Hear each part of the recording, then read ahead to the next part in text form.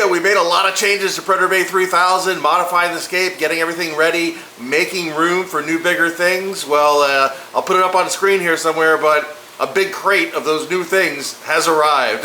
They are awesome. And they will be in here pretty soon, but we're going to make a few more changes to this tank to get ready for some new awesome fish that, quite honestly, I've been looking forward to keeping these kind of fish forever. So I'm pumped. But it's not just new fish for Predator Bay. We got new fish in the freshwater community Asian jungle 600-gallon tank. Some really cool fish in there. I was telling you guys that there's a little bit more I want to add to it. Well, I found them. They're in there, and I think you'll see that they were worth putting in there. They're pretty awesome. We had a good group of fish, and it's definitely not understocked, but it's missing a little something, and I think this will finish it off. So also over the annex, of course, we're working on the 1,200-gallon Lake Tanganyika tank. We'll show a little bit of progress on that. And we make a big change to the lighting on the 1,200-gallon Amazonian islands. Man, this should have been done a long time ago. This looks awesome. And it's not necessarily new fish in there, but you'll probably see fish you couldn't see before because the lighting is that much better. So let's go. Okay, we're here at Predator Bay 3000, and it is baby octopus night for the shark. So let's do a little tong feeding and give these guys their baby octopus. Chum the water up a little bit, and we'll just put that up there. And let me get my tongs. And looks like we've already got some takers. Make sure I don't drop my camera in the water here. Alright, let's see. Should be circling back around, I imagine. Oh, coming up close to the wall, and boom. Alright, I want to switch hands because I don't want to drop this camera in the tank. Let's see. So that was the female. We got that first one. And that's the female again. And boom, she's got two. Let's see if we can't find the male. Make sure he gets at least one. Like he was over on the other side of the tank. Let's see. Alright, so 3 for the female. Alright, where is our male? You better hurry up.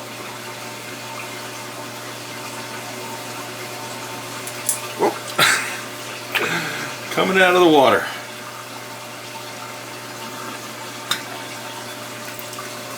Okay, so I'm going to have to go thaw out 4 more because the male got none of those and the grouper wants one too. So I'm going to go get some more baby octopus.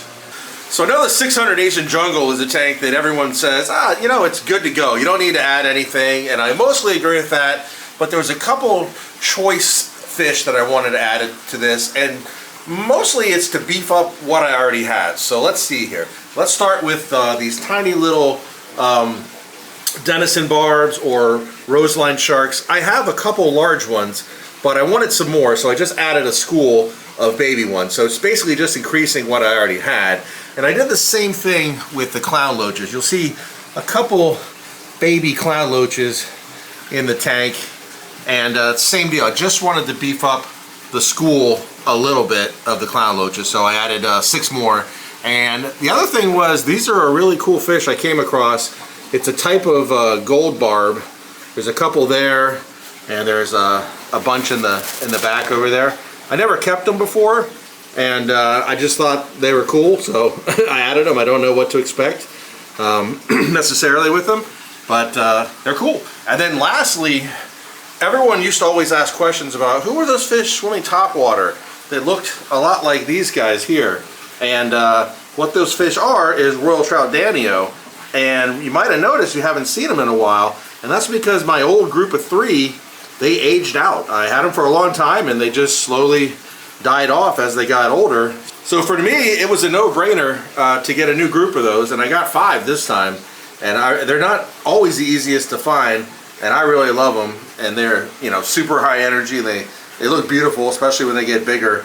So it was, you know, like I said, an absolute no-brainer for me to get another school of those guys and replace the ones that had, you know, died of old age. So that was guaranteed to happen because they are amazing fish, and it's kind of one of those ones that now that I've kept them, I really can't imagine not having them anymore. It just seems like kind of a staple fish for me. Kind of like the Denison barbs and things like that. If I'm having a community tank, mascara barbs, certain fish I'm probably going to have in there because I just dig them. So this is it. This is the grouping for the Asian jungle tank. We got obviously these Denison barbs and the Royal Trout Danio and everybody. They're going to grow out more, so they'll fill in a little more. But overall, very happy with this tank. So if I add anything at this point, it'll probably be some sort of unique fish, something I haven't kept before, something like that. Very, very choice fish. The main grouping is here, and this is, again, I pretty much always say about this tank, it's on cruise control. I just sit back and enjoy it, and just want to see it continue to prosper for years and years to come. Okay, here we go again. We've got 4 more of these baby octopus, so we're going to definitely make sure the male gets one. Alright, the male just swam by. There's the grouper. Oh. We're going to hold on to that. Don't want the female shark getting it. Just trying to get it to the grouper. And there's the male. And boom. Hopefully I got that on camera. Let's get another one here.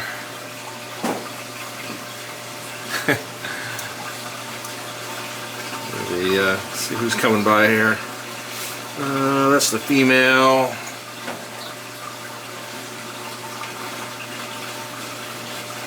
I'm going to try to draw these guys out away from the wall a little bit.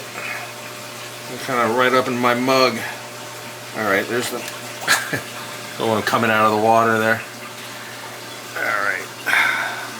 That was the male, but let's get ready to push him down. There we go. So he got that one. Seems like the female wants another one. So, what the heck. It's producing all those eggs. Actually, oop.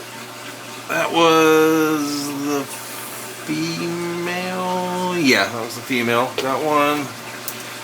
And so we'll try to do. See if the grouper. Whoop. Female shark's chasing the grouper off. Ah, she got it. Oh man. Okay, I had to put the camera down so I could button up the tank because that's all I have for baby octopus. Just have 8 of them, so you can tell these guys they want some more, even though got kind of a big belly on them for the night. Let's see if we can. Yeah. Yep. Especially that female, real big belly. But she can put the food down, that's for sure. At any rate, once you're done feeding them, obviously they stay pretty active for a while, looking for more. So it's good to get the top on because you'll see they'll go up there and they know I feed them from the top, so they're up there poking around, just seeing, like you can sort of see right there, seeing what's up. So yeah, there you go. There's a big belly. All right, so they've had squid and fish and baby octopus this week, and then the next feeding will be shrimp so that I can push a bunch of shark vitamins in there and make sure that they have all their vitamins, because you see a little bit of goiter on the female, so that's lack of some vitamins, so we're going to get that taken care of. And I need to get something for the grouper. He's getting bullied by these guys right now. When it comes to their favorite meal, the baby octopus, you know, they don't want the grouper to have any. It's funny because if I'm feeding shrimp or chopped fish, stuff like that, they won't bully the grouper, but when it's their favorite meal, they're just like, all right, buddy, you're out of here. This is just for us. Okay, it is time to get moving on the 1,200 gallon Lake Tanganyika tank here because I really want to get this up and running. I got some big ideas for the scape and the stock. I need to get with it. So let's go over to the filter box here. That is so frustrating. I hate when that happens. Oh man. All right, the filter box. So I've decided what I'm gonna do. I have to bring this front wall up, right? So it's, you know, part of the foundation of the tank. So that's gotta happen. I don't want to waste wood going around all the way around if I'm not going to use this side over here. So what I'm going to do is I'm going to anchor some wood to the floor and to the wall on each side here, and then I'm going to build a wall up on the inside of this. So we're just going to have this area over here, and then once I get to the same level as the rest of it, I'll start tying it in with the front wall, so we have the overlapping to make it stronger, to strengthen it. So I'm going to do that now, and basically that's going to give us this chamber over here. And I'm going to do a different style of filter here. So let's see.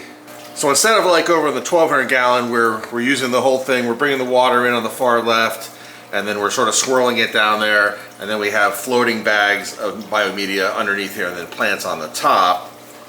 Over here on the 1200 Tanganyika tank, this is going to be more of a settling chamber setup. So we're gonna bring the water down real close to the bottom, and we're gonna angle it so it sort of just does the lazy circle, and then it's gonna be it'll be nice and tall, so that'll all settle. And then at the top, probably rather than have plants over here, I think we'll still have the riverbank in the back, but rather than having plants over here, what we'll do is just have a layer of like Matala mat, and then have the bags full of the biomedia on top of it, and then overflowing back into the tank. So more of a traditional settling chamber, mechanical bio, go back in. It'll still be plenty for this tank, and it'll be a lot easier for me. Simplify is not working around this pole, which is obviously not a normal thing. So I'm gonna go ahead and get that done, and then I'll show you once I get the inside wall caught up with the outside walls here, and we see what it's gonna look like. So I was looking through the window into the annex, and I noticed one of those lights is burned out. So you see that left side there, you got the light in the back, and then the right side, it's all dark in that back corner. You just sort of see the log coming down in the front, but then behind it, it's all dark. There's a cheapo LED light up there, and it burned out. One of them's still running, but the other one is kaput. I have some of the same lights I put on the shark aquarium. I'm gonna put one of those over there, see if we can brighten that up. And then just fed these guys a few times, so we'll get in close and see if we can get some good footage of the fish without reflections. Last time I filled this tank, the reflections were pretty bad, so we're going to try to fix that up. Oh, now that definitely made a difference. Got that side way brighter than it was before. In fact, now it's making the left side not look bright. I think I'm going to preemptively take the crappy light off the left side and put another one of those ones from the right side. Yep, let's do that, and then we'll see how that looks. Well, damn, I wish that light had broken earlier. It's always a win-win when you can use a even less expensive light, have better or a lot more intensity, and as good of color temperature. So yeah, that looks a lot better. Now I'm going to see if I can get up close there and get some close-ups of the fish without the glare. That is going to be the trick, but we got to figure it out because glare sucks. Okay, so as you know, I had to prep for some monster fish that came in this week, and I have some other ones coming. Basically, I've been working with an importer, and man, this guy can get good stuff. So at any rate, before I get into that, with the 1200 gallon Tanganyika tank, I am going to start really putting in the work on this. You can see I started with that internal wall, building that up. So you can see this will be the filter box over here. And then for this backside, the wall would be built up. I think I need to feed my assistant. She seems to be very, very noisy.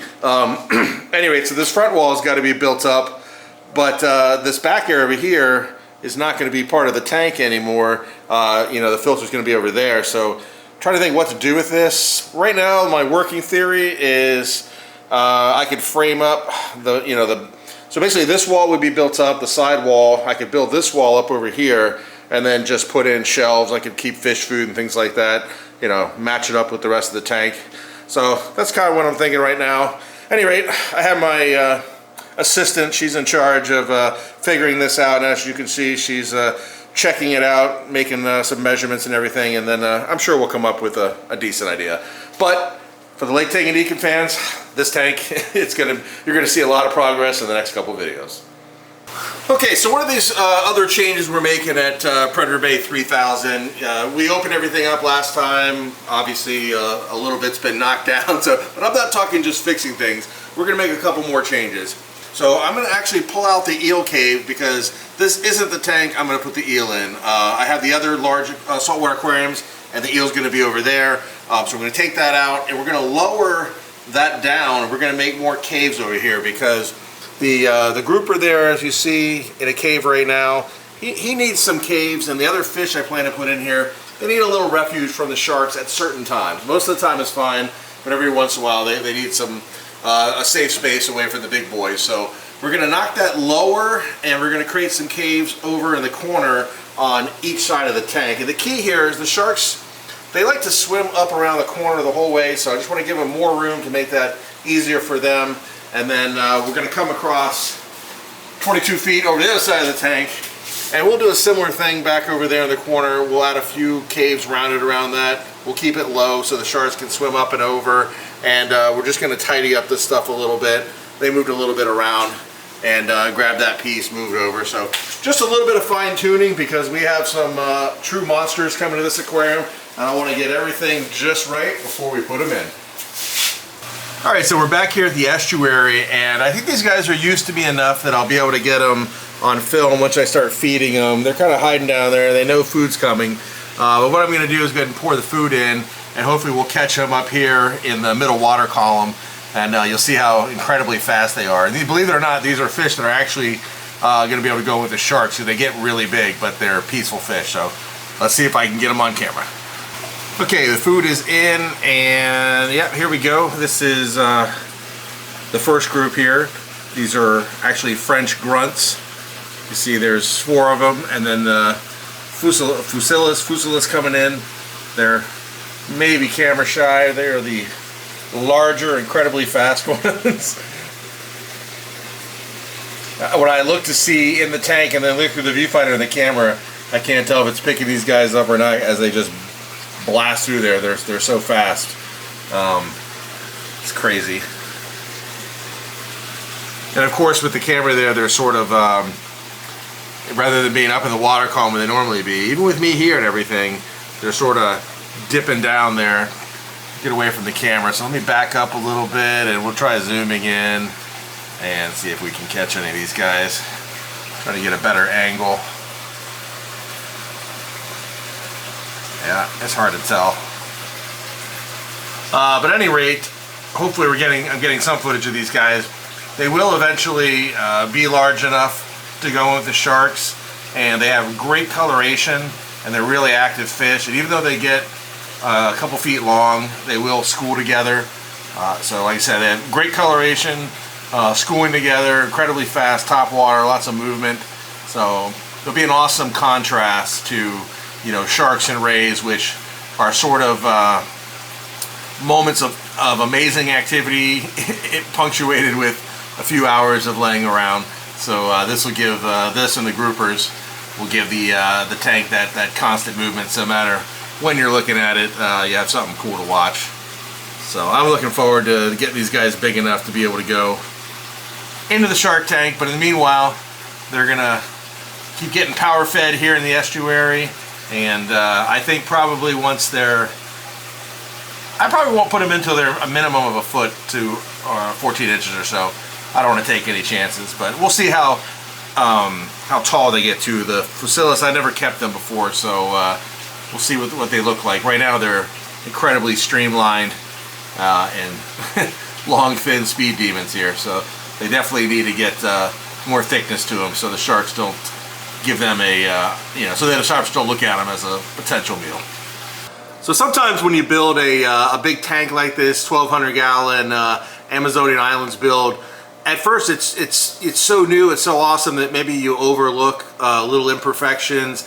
And I think that's what was going on with the lighting, because now that I've changed those lights out, it's just so much better. Like, I mean, the depth front to back is now lit up, so you can see that a lot better. There's more of a spread with the fish, and it just so much more lighting intensity. So like I jokingly said, I wish the other light had broken earlier, because, you know, that's what prompted me to make this change. But man, what a difference for these guys. For this tank, I should say. Just enjoying it so much more. And the funny thing is I put much less expensive lights on it. The replacements are much less expensive. They're the same lights I use over Predator Bay 3000. They're super cheap. They have good color temperature and a lot of intensity. So just what an improvement to this tank. And it's a shame when you have a, you know, like a 1,200 gallon tank like this, and if you're not showing off in, you know, pardon the pun, but the best light, you know, I mean, what are you doing, right? So yeah, so kind of a no-brainer. Super awesome to get that sorted out. And you know, it's a tank I already was enjoying the heck of, but I've just found myself since switching these lights, just sitting in front of here, just enjoying these guys. This is it's good to have a big improvement like this that costs almost nothing. And yeah, sorry, I'm just enjoying watching these fish, but this is definitely a positive change for the Amazonian Islands, 1,200 gallon. You know, now that I think about it, there's one new fish in the 750 Lake Malawi tank behind me. I don't know, maybe you guys can spot them. But at any rate, as you can tell, there is a lot going on, a lot of really cool fish coming from Predator Bay. It's going to be awesome. And of course, the 1,200 gallon Lake Tanganyika tank is getting fast tracked. So that's going to be awesome. And at some point here, I'm going to set the Lagoon Aquarium. It's just a massive undertaking, so I got to get things lined up. But when that hits, that one's going to be amazing. I'm really looking forward to that one, but it's just a ton of work, so I got to have the right chunk of time to be able to get that done. So, but as always, lots of cool things coming, so thanks for watching, and see you guys soon.